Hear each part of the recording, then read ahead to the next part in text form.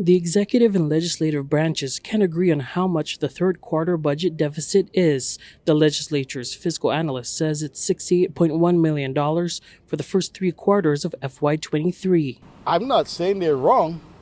Okay, we're looking at it and how to respond to it, but please don't paint a different picture from what the real issue is.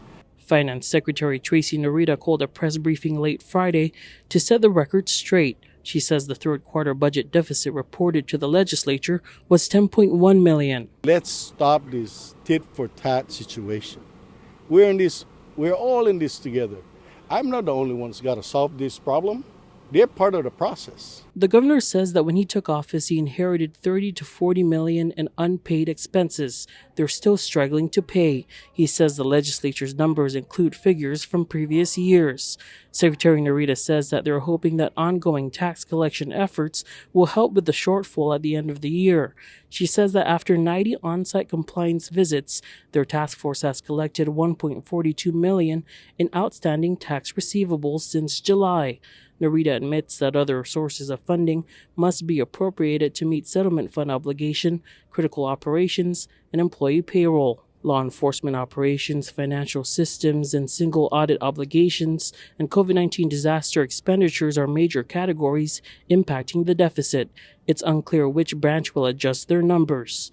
With the October budget deadline nearing, it's that exact confusion that has prompted Senate President Edith De Leon Guerrero to file a Freedom of Information Act request for disaster reimbursements for Typhoons Mangkhut, U2, and COVID-19 since 2018. We spoke with Senate President Edith De Leon Guerrero last week.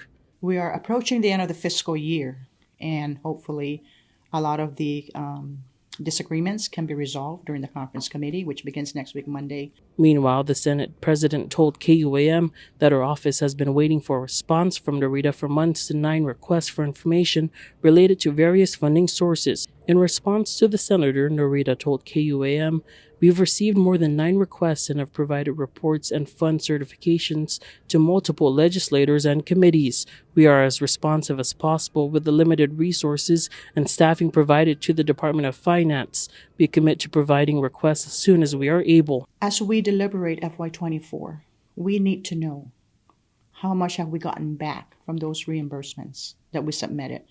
If those reimbursements were received, for example, here during FY23, then we would expect that those monies would have been reported out to the people and to the legislature as well, so that we know exactly where we stand and how much more money are we expecting.